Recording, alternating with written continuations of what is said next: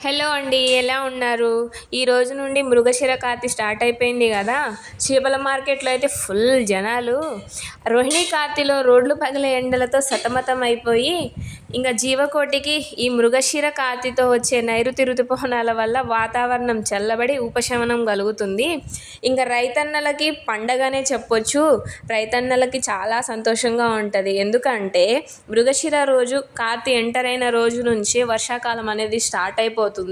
వర్షాకాలం స్టార్ట్ అయిపోవడం వలన వాళ్ళు దుక్కి దున్ని విత్తనాలు వేయడం అనేది స్టార్ట్ చేస్తారు.